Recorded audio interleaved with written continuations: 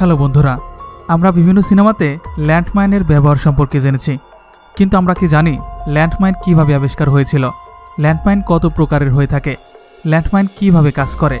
সারা বিশ্বে প্রতি বছর কতজন নিরীহ মানুষ এই ল্যান্ডমাইন বিস্ফোরণে মারা যায়? এসব কিছু জানতে হলে দেখতে হবে পুরো ভিডিওটি। আর এমনই জানা অজানা সব ভিডিও পেতে আমাদের চ্যানেলটি সাবস্ক্রাইব করে রাখতে পারেন। 1800-এর দশকে আমেরিকান গৃহযুদ্ধে এই ল্যান্ডমাইনের ব্যবহার হয়েছিল বলে জানা যায়। যতদূর জানা যায় এই ল্যান্ডমাইন আবিষ্কার করেছিল 1862 সালে জেনারেল গ্যাব্রিয়েল জেরেন্স নামক এক ব্যক্তি। তিনি তখনকার ববি ট্র্যাপ নামক এক ধরনের ফাঁদ দেখে অনুপ্রাণিত হয়ে এই ল্যান্ডমাইন আবিষ্কার করেছিল। কিন্তু দ্বিতীয় বিশ্বযুদ্ধে সর্বপ্রথম ব্যাপক পরিসরে অ্যান্টি পার্সোনাল মাইন ব্যবহার করা হয়েছিল। তারপর থেকে ভিয়েতনাম যুদ্ধ, কোরিয়া যুদ্ধ এবং প্রথম উপসাগরীয় যুদ্ধসহ অনেক সংঘর্ষে এই ল্যান্ডমাইন ব্যবহার করা হয়েছিল। আধুনিক যুগেও এই ল্যান্ডমাইনের ব্যবহার কোনো অংশেই কম নেই। ল্যান্ডমাইন হলো একটি বিস্ফোরক ডিভাইস যা মাটির নিচে গোপনভাবে পুঁতে রাখা হয়। একে স্মার্ট মাইন নামেও ডাকা হয়ে থাকে। এটি সাধারণত শত্রুপক্ষের সম্ভাব্য আক্রমণের পথে এই ল্যান্ডমাইন পুঁতে রাখা হয়, যাতে করে শত্রুপক্ষের অগ্রসর প্রতিহত করা যায়। এটি মূলত ডিজাইন করা হয়েছিল শত্রুপক্ষের যোদ্ধাদের মারার জন্য আর তাদের ট্যাঙ্ক ধ্বংস করার জন্য। এই ল্যান্ডমাইন প্রতিপক্ষের উপর একটি সাইকোলজিক্যাল ইফেক্ট ফেলে, কারণ এই ল্যান্ডমাইন কোথায় কোন অবস্থানে আছে তা বোঝার কোনো উপায় থাকে না। এজন্য শত্রুপক্ষ সবসময় আতঙ্কের মধ্যে থাকে। এই ল্যান্ডমাইন দুই ধরনের হয়ে থাকে, একটি অ্যান্টি ট্যাঙ্ক মাইন, অন্যটি অ্যান্টি পার্সোনাল মাইন। এই দুই ধরনের মাইন একইভাবে কাজ করে থাকে, তবে অ্যান্টি পার্সোনাল মাইনের থেকে অ্যান্টি ট্যাঙ্ক মাইনগুলো সাইজে একটু বড় হয়ে থাকে। তবে যুদ্ধ শেষ হয়ে যাওয়ার অনেক বছর পরও এই ল্যান্ডমাইন দ্বারা বিপদ হতে পারে। তাই তো প্রায় 80টি দেশে ল্যান্ডমাইন দ্বারা প্রতি বছরে 15 থেকে 20,000 মানুষ মারা যায়। এর 80% ল্যান্ডমাইন বেসামরিক ও শিশুদের সবচেয়ে বেশি ক্ষতিগ্রস্ত করেছে। এই ল্যান্ডমাইন বেশিরভাগ পোতা হতো ক্যাম্পের চারিদিকে, দেশের সীমানায় এবং ইম্পর্টেন্ট কোনো সন্দেহজনক ব্রিজ, যেখান দিয়ে শত্রুপক্ষের ট্যাঙ্ক ও গাড়িবহর ঢোকার সম্ভাবনা থাকে। যুদ্ধ পরবর্তী সময়ে এই ল্যান্ডমাইন খুঁজে নিষ্ক্রিয় করা মানুষের জন্য ছিল একটি বড় চ্যালেঞ্জ। কিন্তু এই সমস্যা সমাধানে পাশে এসে দাঁড়ায় একটি মাগোয়া নামের ছোট ইঁদুর, যে কিনা কিছুটা হলেও মানুষের কাজকে সহজ করে দিয়েছিল। এই ছোট ইঁদুরটি তার সারা জীবনে উদ্ধার করেছে 100 ল্যান্ডমাইন ও অনেক অবিস্ফোরিত বোমা, যার কারণে প্রাণে বেঁচে গেছে বহু মানুষের জীবন। এর কারণে স্বর্ণপদকও মিলেছে এই প্রাণীটির ভাগ্যে। ইঁদুরটি 7 বছর বয়সে বার্ধক্যজনিত কারণে অবসর নেয়।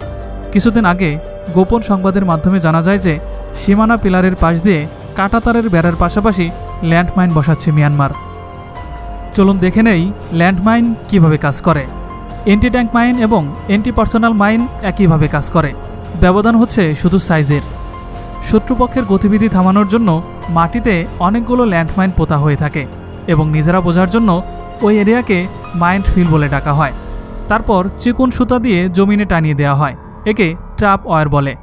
সেই দড়িতে টান লাগার সাথে সাথে মাটির উপরে উঠে ব্লাস্ট হয়ে যায় এবং মাইনের মেটাল বডি বিস্ফোরণের ফলে ছোট ছোট টুকরোতে পরিণত হয়। এই মেটালের টুকরোগুলোই মানুষের জন্য সবচেয়ে বেশি প্রাণঘাতীর কারণ। এই মেটালের টুকরোগুলোর ইফেক্টিভ রেঞ্জ 200 মিটার।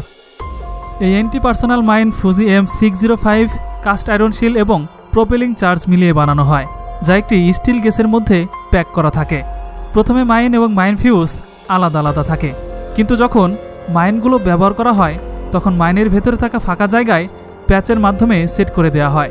ফিউজের উপরে 3টি প্রংস থাকে এবং এর নিচে একটি রিলিজ পিন থাকে, আর এটি হচ্ছে স্ট্রাইকার, এবং সাথে সেট করা থাকে স্ট্রাইকার স্প্রিং, এবং এই স্প্রিং স্ট্রাইকারকে একটি খাসের মধ্যে লক করে রাখে। আর ফিউজ তখনই কাজ করে যখন প্রংসের উপরে চাপ পড়ে এবং রিলিজ পিনকে বাইরের দিকে বের করে দেয়। মাটিতে গর্ত করে উপরে ফিউজ বাদে সবটুকু মাটির নিচে পুঁতে রাখা হয়। মাটিতে রাখার পরে মাইনটিকে অ্যাক্টিভেট করার জন্য ফিউজ থেকে পজিটিভ সেফটি পিন এবং লকিং সেফটি পিন খুলে দেওয়া হয়। এরপরে যে কেউই 3টি প্রংসের মধ্যে একটির উপরে পা রাখে তখন ট্রিগার প্রেসার স্প্রিংকে নিচের দিকে নিয়ে যায় এবং এর পাশে থাকা ছোট একটি পিট জাতীয় লোহার টুকরো যা সেফটি পিনকে রিলিজ করে দেয়।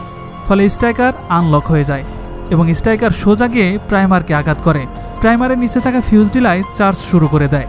ফিউজ ডিলায় চার্জ অল্প সময় ধরে জ্বলে। এই ফাঁকে ল্যান্ডমাইনের উপরে পা রাখা ব্যক্তি খুব সামান্যই দূরে যেতে পারে। পরবর্তীতে ফিউজ ডিলায় চার্জ সরাসরি ফিউজ ইগনাইটার চার্জে চলে যায় এবং প্রোপেলিং চার্জকে জ্বালিয়ে দেয়। এই স্তরে মাইনের ভেতরে একটি ছোট্ট বিস্ফোরণ হয়। এর কারণে কাস্ট আয়রন শিল চাপ সৃষ্টি করে ক্যাসিং থেকে মাইনটি মাটির উপরে 1 মিটার পর্যন্ত উঠিয়ে দেয় এবং এই সময় ডেটোনেটর ডিলাই চার্জ করা শুরু করে দেয় এবং দুটি ডেটোনেটরই জ্বলে ওঠে। ফলে মেন চার্জে আগুন লেগে যায়, ফলে অনেক শক্তিশালী মারাত্মক গরম গ্যাসের সৃষ্টি করে এবং মাইনের ভেতরে উচ্চ মাপের প্রেসার সৃষ্টি করে, যে প্রেসার কাস্ট আয়রন শেল ধারণ করতে পারে না। ফলে ফেটে অনেক ছোট ছোট টুকরোতে পরিণত হয়ে বুলেটের গতিতে চারিদিকে ছড়িয়ে পড়ে। এই ছোট ছোট টুকরোগুলোই যে কারোর মৃত্যুর জন্য যথেষ্ট। বন্ধুরা, আমাদের আজকের ভিডিওটি এ পর্যন্তই। ভিডিওটি ভালো লাগলে লাইক, কমেন্ট, শেয়ার করতে পারেন। আর এই ধরনেরই জানা অজানা সব ভিডিও পেতে আমাদের চ্যানেলটি সাবস্ক্রাইব করে রাখতে পারেন। ভালো থাকবেন সবাই। আল্লাহ হাফেজ।